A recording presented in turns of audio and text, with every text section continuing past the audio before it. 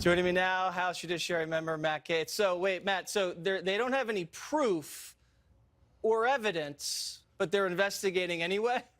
Well, I guess this is like the Nancy Pelosi version of you've got to read the bill before you can find, or you've got to vote on the bill before you can find out what's in it. Right. Democrats campaigned promising to be the party of solutions. Now they're just the party of endless, unfocused investigations. And what you see from Chairman Nadler is the investigatory equivalent of fishing with dynamite, seeking information from 81 different entities. I mean, just to give you a flavor of how ridiculous it is, Jesse, they're trying to get documents from the president's former lawyer, Don McGahn, which would clearly be either privileged or subject to an executive privilege. And then they're even trying to get information from the content director of the National Enquirer. So we may find out why Brad Pitt was at Jennifer Aniston's 40th birthday before we find out whether or not there's any evidence of collusion with Russia. Yeah. Trump has one conversation with a member of the media, and that's collusion. Meanwhile, the Democrats talk to the press every day and leak and connive. It is funny, though. So he's looking at obstruction of justice. The only thing Trump obstructed was Hillary getting into the White House, in my opinion. He's looking at public corruption. Now, if they were interested in corruption, maybe they would have cared about the Clinton Foundation. And abuses of power, it's funny because they were really never interested in the IRS targeting the Tea Party. So it looks purely political.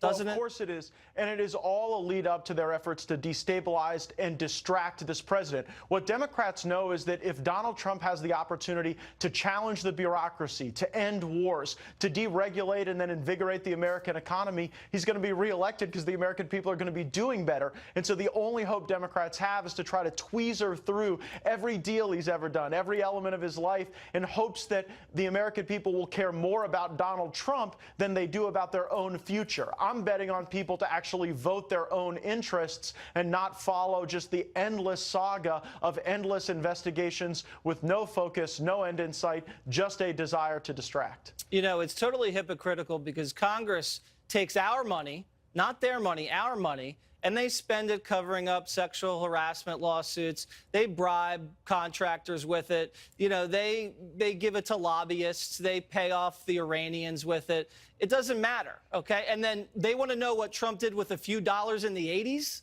It's his money.